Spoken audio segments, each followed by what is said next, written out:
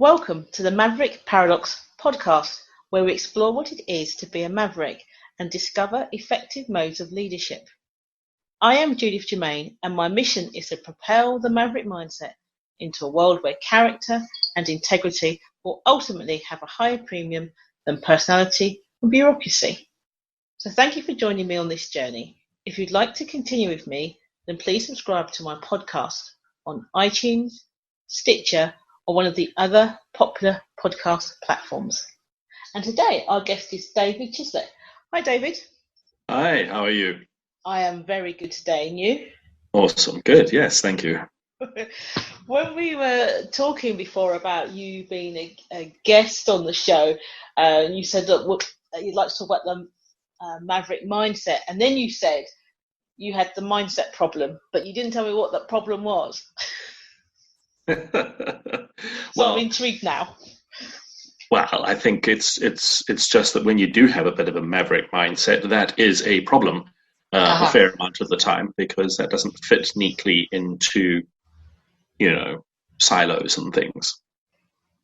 Also, I think people expect a lot from mavericks, I think, in the sense that you tend to get hired to solve a problem. So if you're in a corporate organization, you get hired to solve the problem, don't you? And then when you do, they're almost upset because once you finish solving the problem, you go off looking for other problems to solve, and they don't necessarily might not be in your department. They might be in the marketing department or the ops department, and then that's when the people start to get upset. Is that the kind of problem that you had?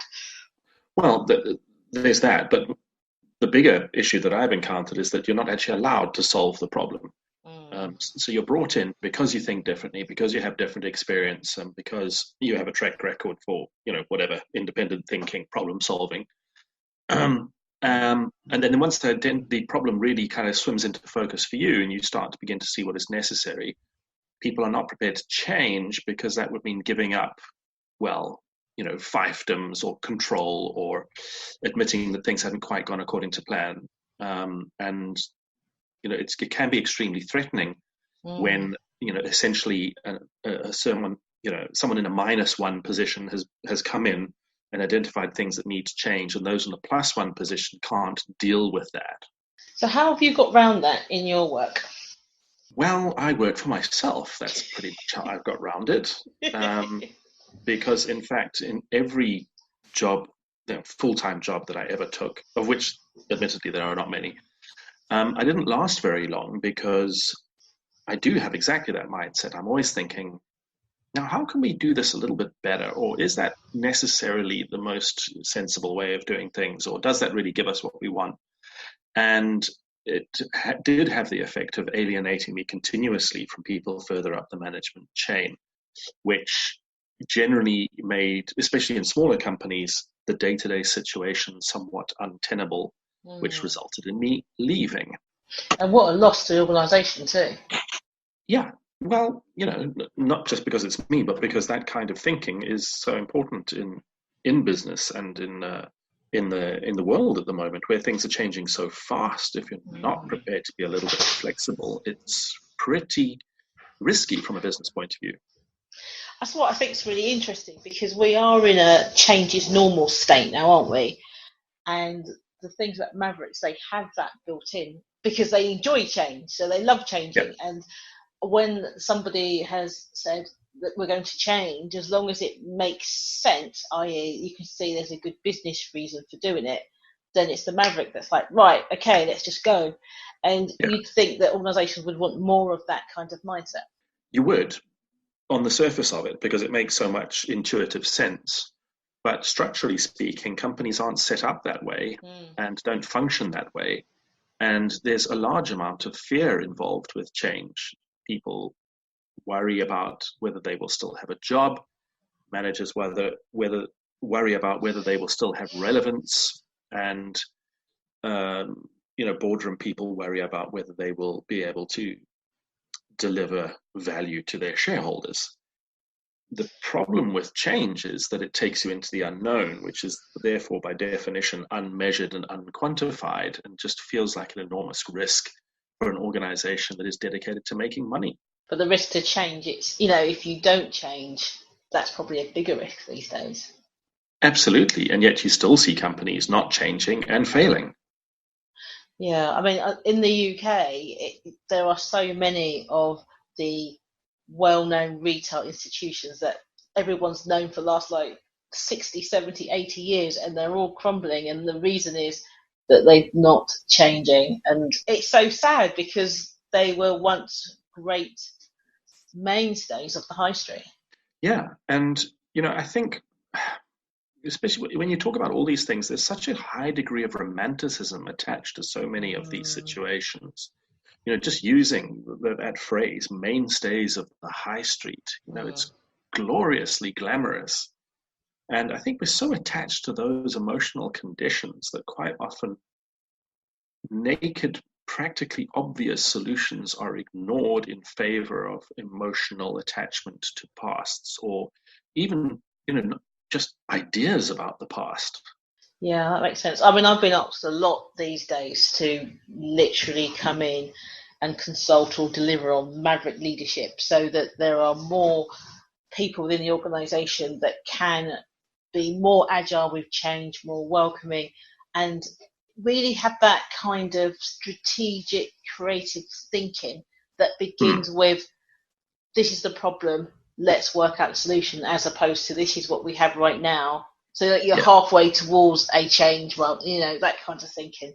Yeah, Um, I think this is often the challenge with creative thought and change is that if you do something that's too radical, no one can relate to it, and it yeah. only appears threatening. It needs to be different enough to be attractive, but similar enough to be non-threatening. Yeah, and I think because I have this belief there are a number of different types of people. You have your conformist, you have your maverick behaviourist, you have an extreme maverick and socialised maverick. And I think that the thing about the socialised mavericks, what they do is that they're very revolutionary, but they Hmm. have the ability to narrate that revolution into evolutionary steps so Hmm. others can follow. So you still having this massive revolution happening, but it's done in a way that people can be paced through the change. Yeah, I think that's, I think a lot, this has also got a lot to do with like our social conceptions of what makes someone, for example, a genius or even a maverick. Mm. It's very sort of magical almost. No one can explain where it comes from or how it works. Only a certain kind of person can do it. And so, quite often, when we're involved in situations involving, geniuses, genii, or change agents, we don't document it, we don't track it, and therefore everyone misses what's actually happening, and it just Yeah. makes it even more threatening instead of less. Whereas in actual fact, it's just like anything else. The more you do it, the better you get. It can be broken into pieces, and it can be learned. But because we don't pay attention, and because we're again attached to this romantic notion of it being on some level magical, we just don't learn.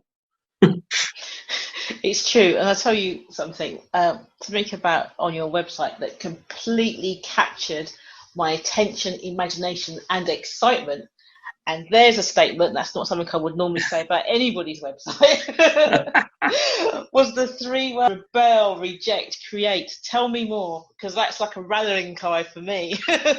Well, yeah. I mean, back in the 90s when I was living in London, I bought a T-shirt from Camden Market which said, "Conform, consume, obey." Uh-huh. And I loved that T-shirt because it said everything that I hated about yuppie culture and the way our world was going. But it struck me that it's actually an incredibly negative statement. You know, I know it's sarcastic, it's got its tongue in its cheek, and it actually comes from a brilliant sort of subculture movie.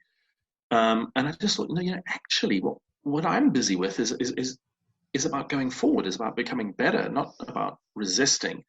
So I literally looked at that old T-shirt and thought to myself, well, how can I express that thought more positively? And so the rebel, reject, create are kind of antonyms of the conform, consume, obey. So, in the Netherlands, is there a culture of Marxism, or are you kind of blazing the path over there? Well, it's a bit difficult. I mean, I'm not Dutch, so immediately that kind of puts me on a slightly different road than than other people who are busy with it here. There is a lot of thought around, you know, there's even a business university called Think, which is very actively engaged with creativity and creative leadership and doing things differently. And there are a number of universities who are very orientated on creativity as a subject area. So I wouldn't say that I'm unique by any stretch of the imagination. But I think, like most bigger cultures, there's a lot of staying within the painted lines and obeying the rules. I mean, people obviously always think of Amsterdam in particular as being, you know, anything goes, but nothing could be further from the truth. You know, societies, by definition, tend to be conservative, and Dutch culture is no different. But of course, they have these conspicuous outliers that make us think differently about the whole. Mm-hmm. So, yeah, I mean, you know, the Dutch are well known for Dutch design, you know, for their innovation around managing water and flooding and all of that stuff. So there is a forward-looking aspect to the culture, but that doesn't mean to say that being a maverick is necessarily always acceptable. Hope that day comes soon. Yeah. So go on, sorry. What is the opposite of being a maverick? Conformist. Right. And what does that mean? You know, this is the question that whenever people say to me, oh, but I'm not creative, or I'm not a maverick, or I'm not this and that, so what are you? And it's very hard to say that you're a conformist without saying a bunch of really negative things, like obviously negative things, which makes me wonder why words like maverick and creativity have got such negative loading. That's a really good question. Is it because it seems... Because there's this paradox about mavericks, isn't it? In the sense that people secretly love that mischievousness, that let them get away with things, and the fact that they're successful. But then they also kind of hate that for that person to do that, they need to be allowed to be different. And they don't like that. They like the positives, but they don't like the non-conformist bit. And maybe there's a safety with everyone being the same. Definitely. I mean, human beings as evolutionary creatures are, you know, are very much possessed of this duality in our nature. You know, we are herd animals, we are social animals, which implies a degree of conformity, but we are also constantly evolving and constantly inventing and changing. I do believe there's an uneasy dynamic between these two things. I fear what's happening now is that as technology is accelerating change, that on a social level, the average human being is quite simply being left behind, almost being forced into the lanes, while the powerful elite can get to do all the interesting, fun stuff that they want. Yeah, because if you think about it, to be able to do all the fun stuff, you do need a steady workforce or society that will just plod along to make that possible. Or that's one dynamic that's playing out now anyway. Well, exactly. And then in what, I don't know, 5, maybe 10 years, large numbers of those kind of steady plodding works will then be done by computers, robots, AIs. And what on earth are the rest of us going to get up to? Yeah. It's a bit like, I don't know if you've seen the movie WALL-E. I don't know if you've seen that. Well, it's that bit, isn't it, where, you know, the humans have left Earth. They're in that sort of spaceship for like hundreds of years, and they're all fat, and they're just sleeping, and they've forgotten how to do anything. And that's kind of almost the way, unless us Mavericks shake up the world, that's the way it's going to be, isn't it? You're going to have a small group of people who are really living, and everyone else is just existing, and that's just so terrible.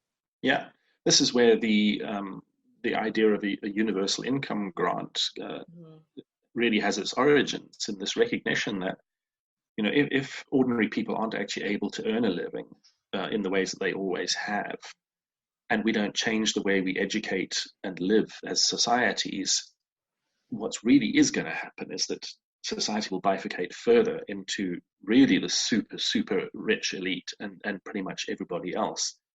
And, you know, that's a pretty scary scenario. You know, one would hope that the fundamental flaw that WALL-E makes is that it only thinks about the social herd aspect of us as human beings and completely ignores the dynamic, risk-taking, future-looking, fantastical element of our consciousness. And it's my hope that by intervening as much as I can with people, that I can light a few more fires for people to be that way connected to the world, rather than just okay, tell me what to do and I'll do it. Yes. So how would you cultivate the Maverick mindset then? What would you do? Well, we need to change the educational system for a start. The educational system as it exists was invented to service Henry Ford's conveyor belt manufacturing process. We had to take people who had spent their whole lives running their own businesses and working in the fields and being completely independent on an economic level into being, T-crossing, I-dotting, rule-following, extremely structured thinkers. We are now passed well through that stage of the Industrial Revolution and now sitting in the information age and in the information revolution, and yet we are still educating our children in exactly the same way. It's like we're trying to make little meat robots, when in actual fact we've got all these amazing actual robots. And we have strengths which are completely different, which our educational systems typically flat out ignore and actually almost, it appears sometimes, deliberately suppress. Yeah. So the thing is, now that information is available anywhere, that knowledge is easily accessible. So I guess what we need to be teaching within the workplace as well as the schools is wisdom, isn't it? The ability to take knowledge and experience and come up with something new. Yeah, I mean, critical thinking skills would be great. The idea is that when you follow a train of thought, you don't just get off where you're comfortable. You ride with it till the end station, and then you make a decision. Right now, people are extremely logical up to a point. A point where they already are, where they get to their confirmation bias, and then they stop thinking, and then they start feeling, and the logical train continues way past them. But they are incapable of doing that because they just literally don't know how. That's really interesting because I had a particular client who wanted me to train strategic thinking. So I was like, okay, that's fine. So did the usual, start off with a Google search, and then found out that there is no one teaching strategic thinking. Everyone's teaching strategic planning, which is the second step, down, or second, third, fourth step down that line, but not strategic thinking. So I had to come up with models and design and stuff to do it. And it really surprised me, because having spoken to a few people, how little strategic thinking is actually done. And I wonder whether it's due to that lack of objectivity. So one of the things with socialized mavericks are good at doing is that when they need to make a decision, they take out emotion. So they look at it from a very analytical point of view. And if they know this, then they deliberately avoid confirmation bias by seeking out people to disprove them. So so can that argument convince me I'm wrong? And like a genuine inquiry, so tell me why, and they'll follow that route. And then they'll either change their opinion based on what they've been told, or they will reaffirm what they've been told. And then the emotion comes back on, but the emotion comes in as a sense check of how do I feel about this, what do I want to do about it, all that kind of stuff, but not in the actual decision thinking stage. And I think socialized mavericks tend to be less ego driven. So there's nothing. So if you discover you're wrong, you don't think you're stupid. You just think, great, I'm not going to make that mistake because I found out something better. Yes, and that's that's nice, because while you were talking, it really made me think of Carol Dweck's mindset. And quite often, a lot of what you were talking about there sounds a lot like fixed mindset. I'm this kind of a person. I've got this kind of skill set, so I can do this kind of a thing. This other stuff that you're talking about, that's not me.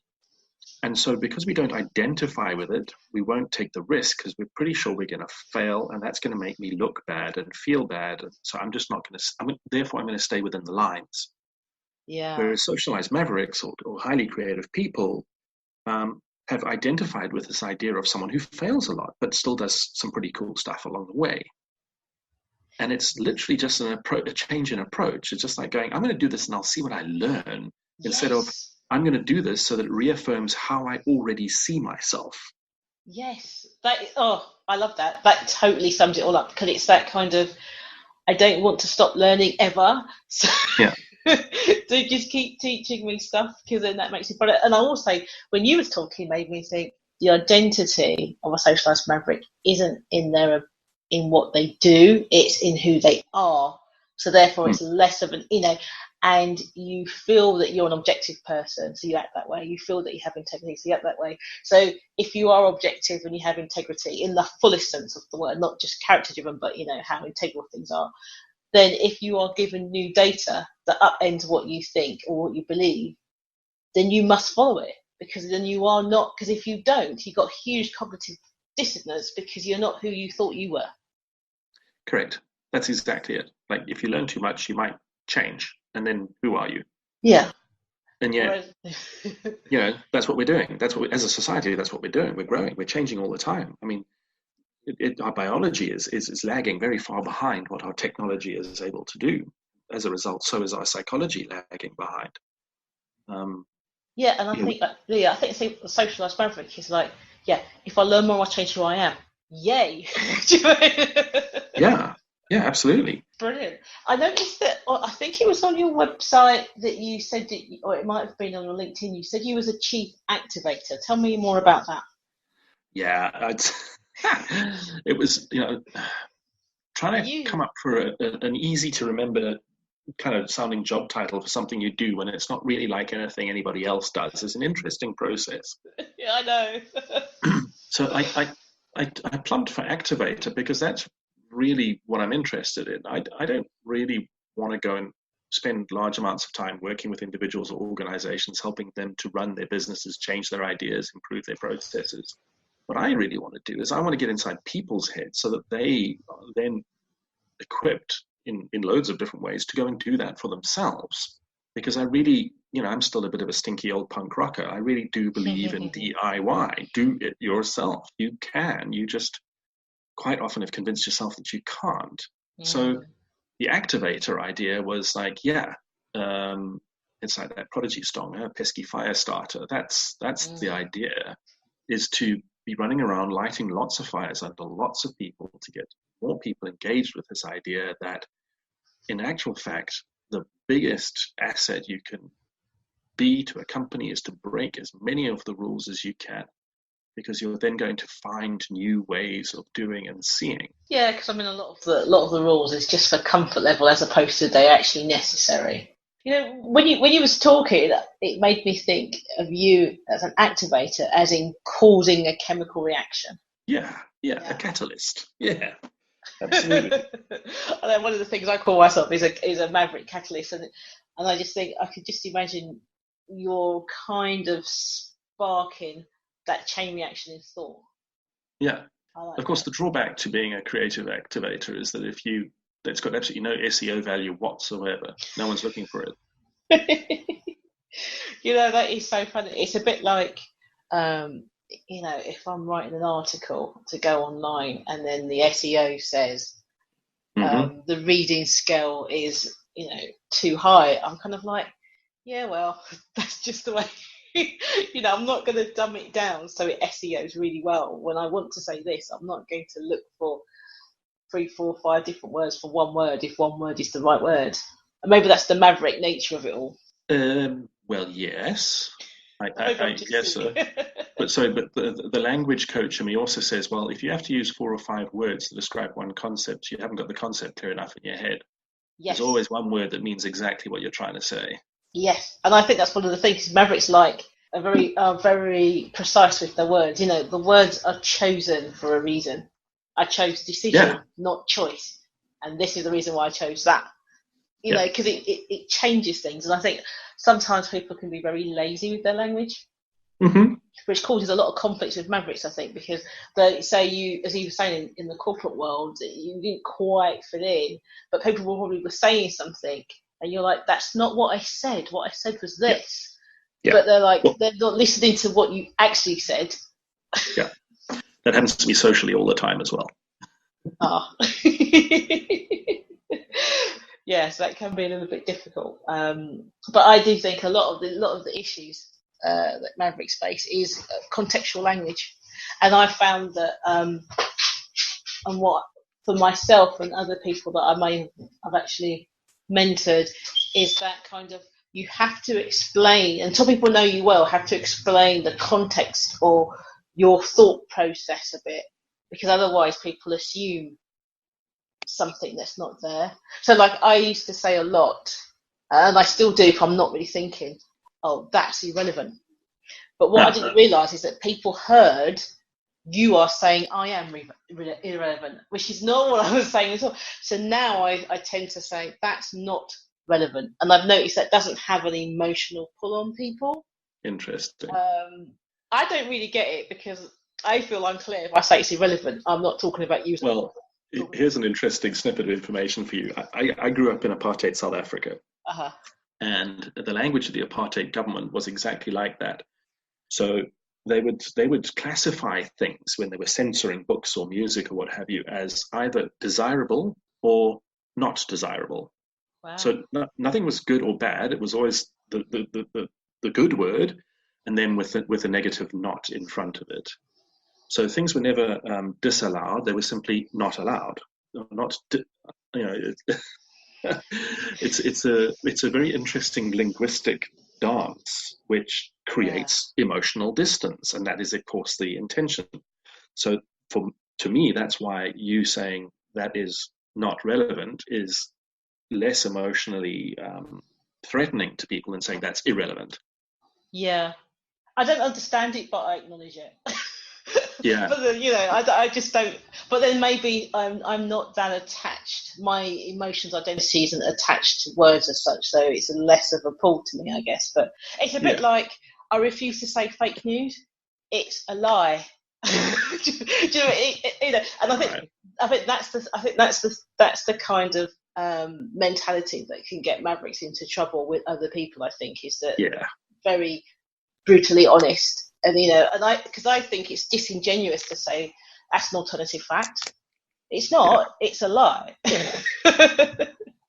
Yeah, well, it's quite interesting, right? Because in order to be a maverick, in order to be able to come up with wild and wonderful options, you've got to be extremely comfortable with wading around in a lot of grey, in a lot of ambiguity, and a lot of complexity, and a lot of stuff where it's not too clear where it's going. And yet, you're absolutely right. Everyone I know who is really, beating their own path can be very pedantic about that kind of thing, when in actual fact we're demanding a black and white expression, because when you exist in grey, it's extremely important to be able to, I don't know, evaluate the weighting or the actual meaning of the terms that you're using to navigate through the uncertainty. Interesting, yeah. And I guess I suppose Mavericks, especially socialised ones, tend to value honesty and trust and reputation above most everything else. So if you're not being honest in your language, then you're not being honest. Yeah. Either because you're just completely ignorant or because you have a hidden agenda. Yeah, I don't like doing hidden agendas. What about you? I like to be quite upfront with what I want. Yeah, no, totally. And I react very badly to that kind of thing. I have an overly sensitive, passive-aggressive radar.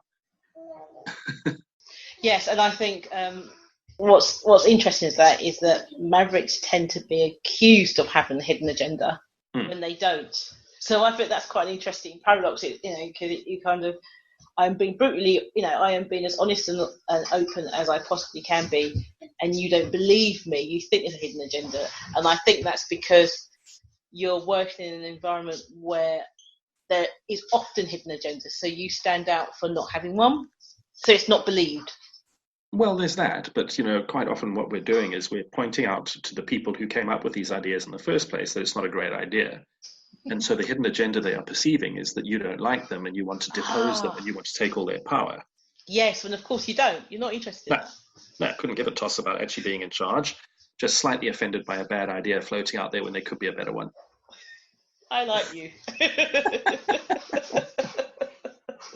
I mean, that's really good. I noticed that when you said that, I read somewhere that you said that it was very difficult for you to accept the status quo.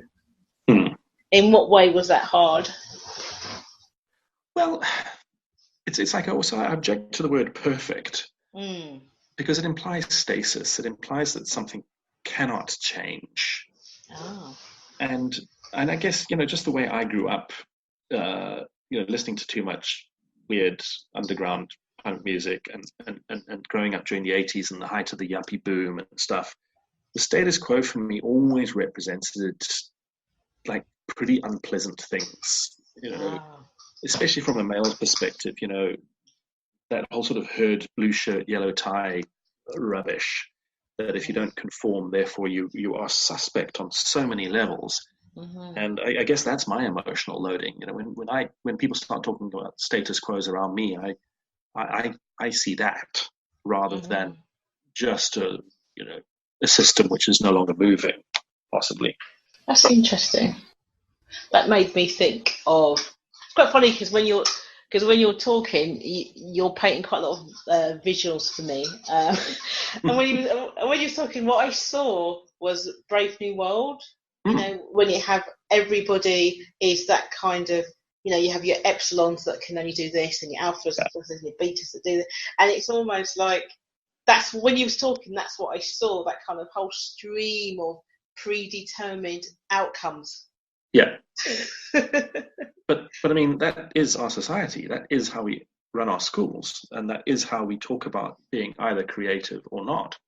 Because you say everyone's creative, don't you? I do. And when people think that's not true, how do you convince them otherwise? I ask them which problem they've solved recently. Oh. That's because, really good.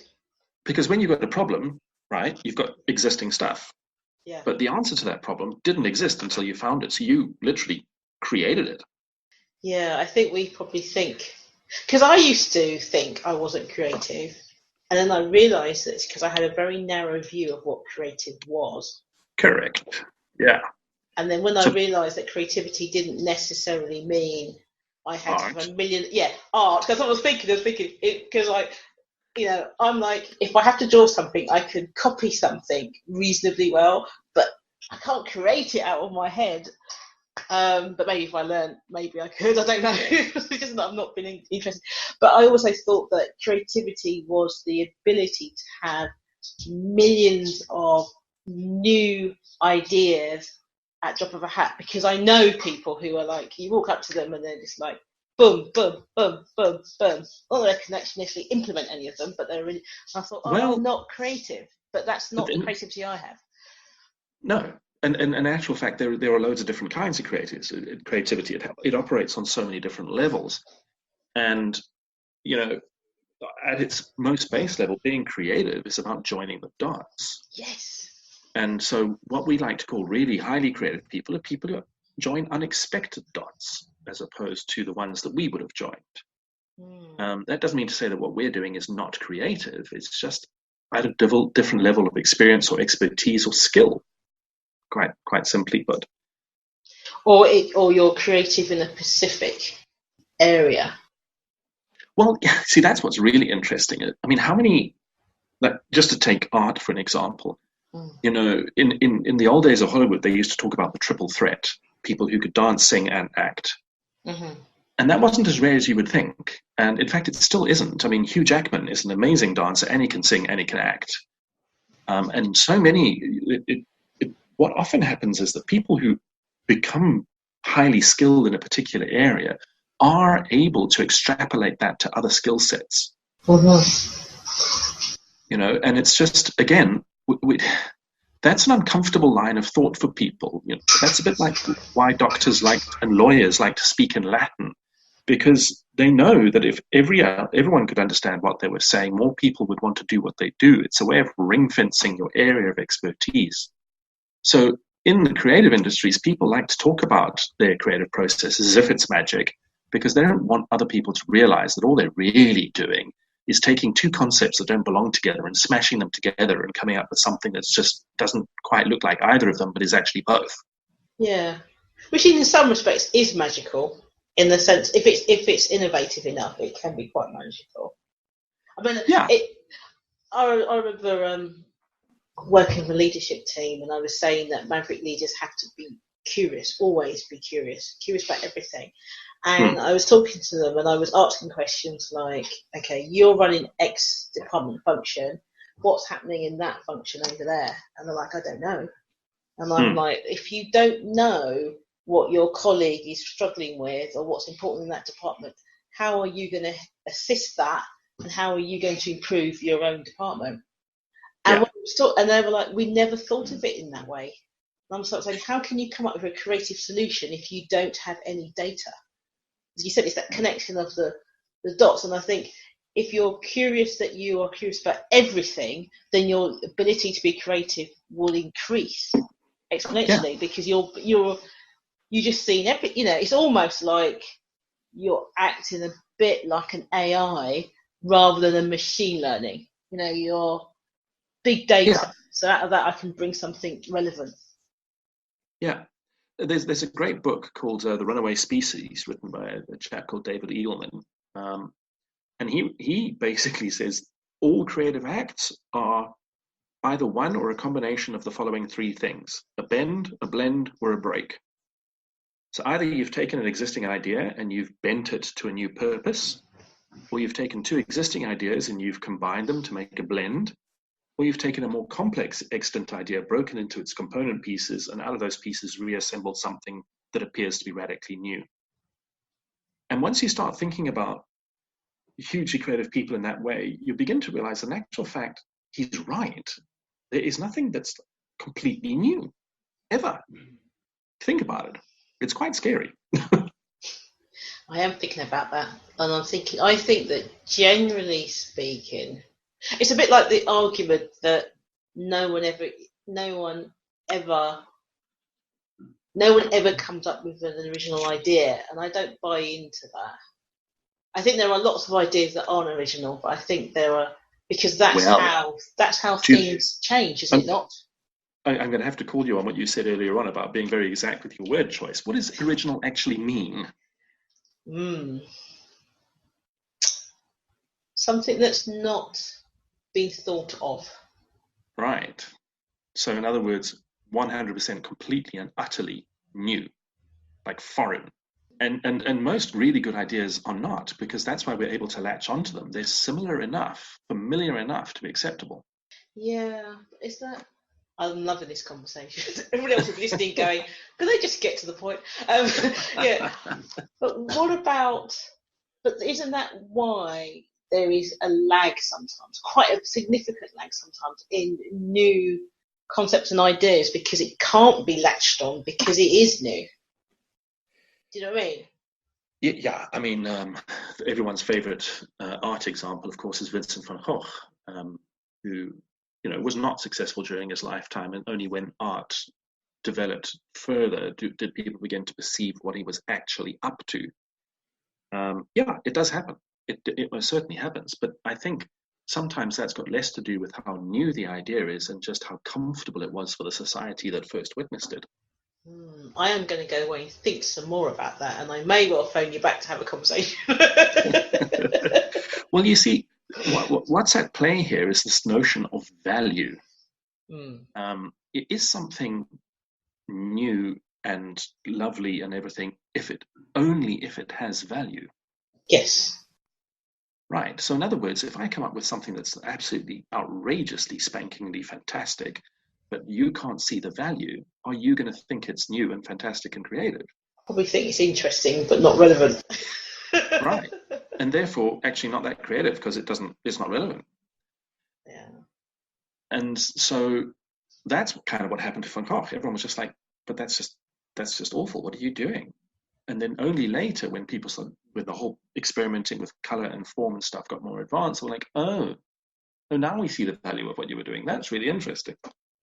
I think the example I think about is you have consultants and they come across somebody's model, or like the Deming cycle or situational leadership or something like that, and then they change the titles on the models and they've got this new model and you're like, it is not new. I can clearly see where this has come from. Or sometimes there's a small evolutionary growth on that model. Like, it's like, you go, okay, they've changed it here and it's different, but I wouldn't say that's innovative.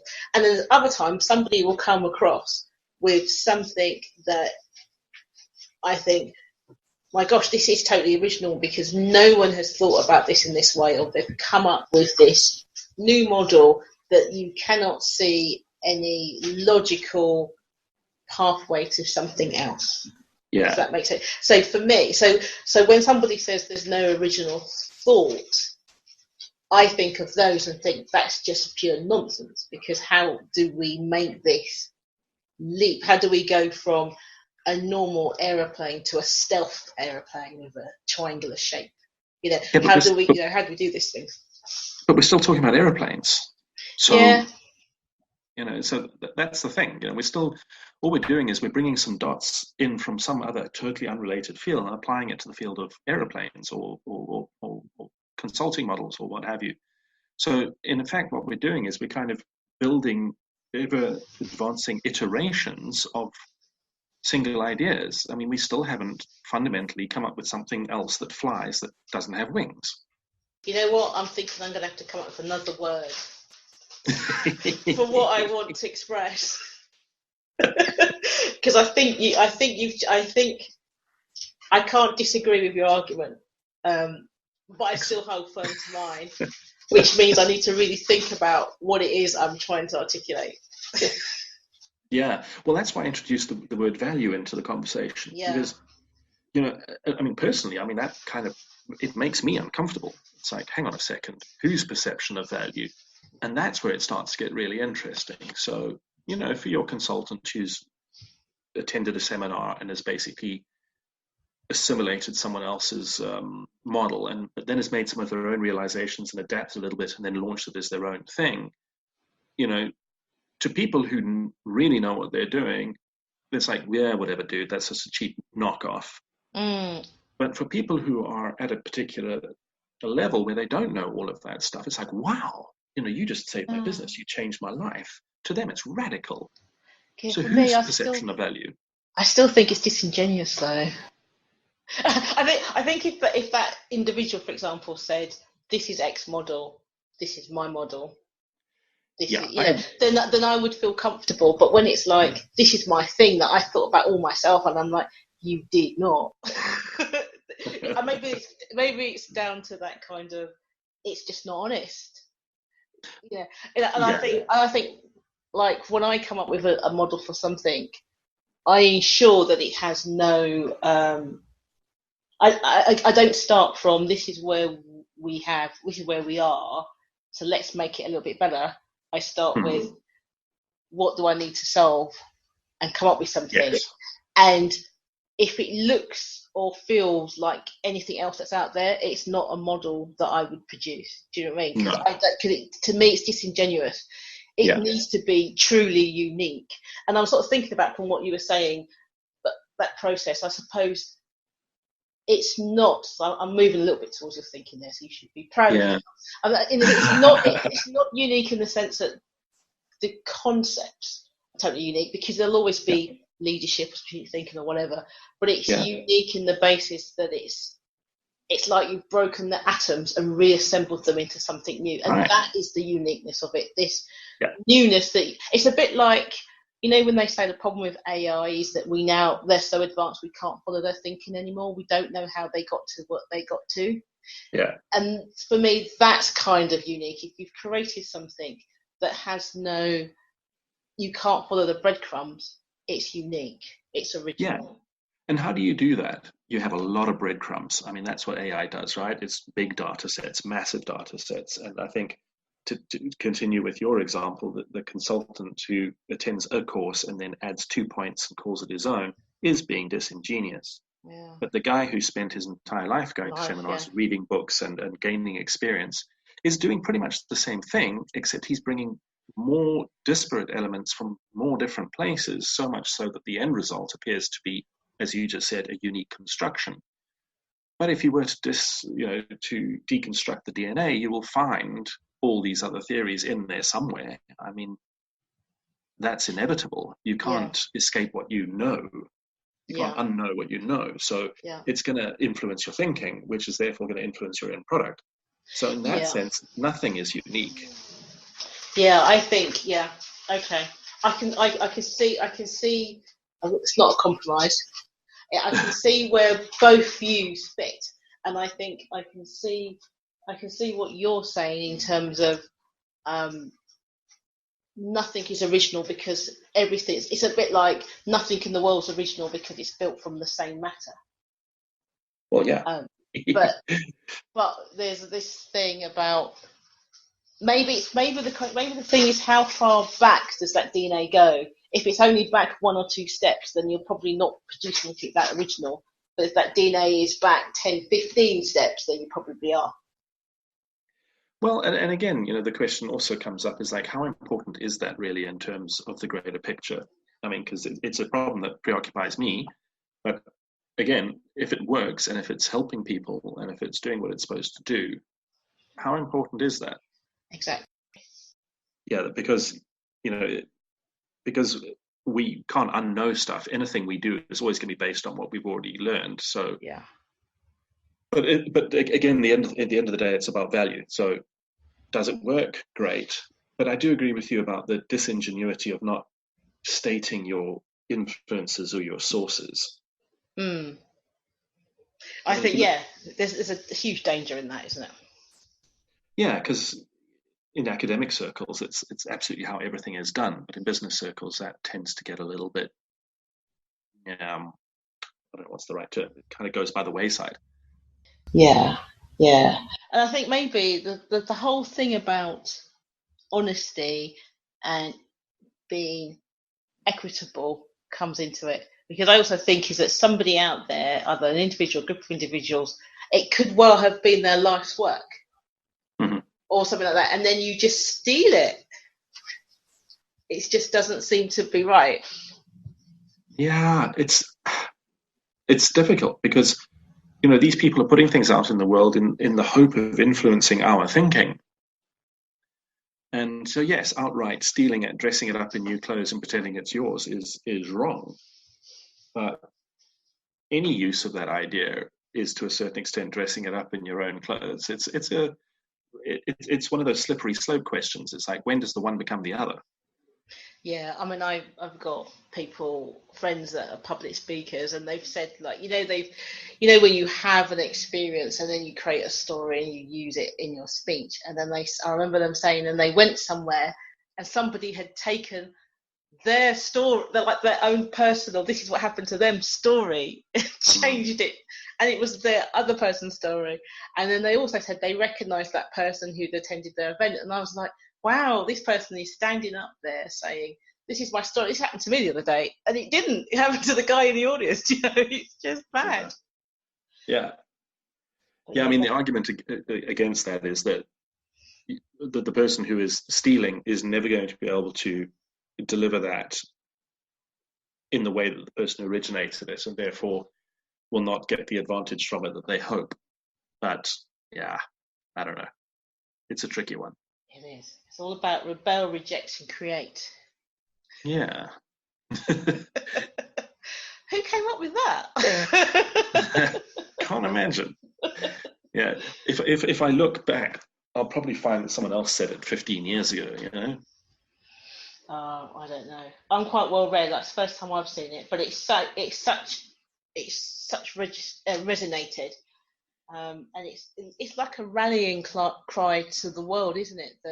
And it fits almost all circumstances and all industries, and it isn't. And having that create bit at the end is showing that you're not talking about anarchy. You're not saying break all the rules and just leave them there. You're like saying create something new that's better than what was there before. Exactly. Yeah. You've got to rebel because you've got to make yourself aware of the limitations of what you're involved in. You've got to reject because otherwise the rebellion's not worth anything at all. And then for me, the most important thing is that you can't just leave all the fires burning. You've got to replant. You've got to create. And I think everything is built on the ashes of what came before it, and that wouldn't be an entirely bad thing if a lot of what we experience on a day-to-day basis was reduced to ashes. Except that not too many people around us seem too keen on the rebuilding part anymore. So, because the phoenix was beautiful, wasn't it? Yeah. That what came from the ashes was a beautiful unseen before creature. Yeah. And also, I mean, it's perfectly natural, right? I mean, that's the function of bushfires. Like certain plants can't even grow if there hadn't been a fire. It changes something in the soil and it gets rid of all the dead wood and the things that are no longer actually growing and are just blocking the sunlight. And for me, the creativity is very much like that. You chop your way through the mess, make room for something different and hopefully better. Wow. I think that's a great place to end this, actually. I think it's a great place to stop. It has Cool. been an absolutely fantastic conversation, David. It's been brilliant. Will you come again and talk about something else? With pleasure. Anytime. Brilliant. Thank you so much. It's been a pleasure. Thanks for inviting me. Thank you once again for tuning into the Maverick Paradox podcast. I hope you have enjoyed listening to my conversation with David as much as I enjoyed having it. If you'd like to learn more about Mavericks and leadership, then please subscribe to my podcast on iTunes, Stitcher, or one of the other popular podcast platforms. Alternatively, apply to join the Maverick Paradox exclusive Facebook group. To learn all about Mavericks, go to my website, maverickparadox.com. And to learn about Mavericks at work, go to my website, maverickparadox.co.uk. Find out how willful independence can ultimately change all our futures. Thanks again, and see you soon.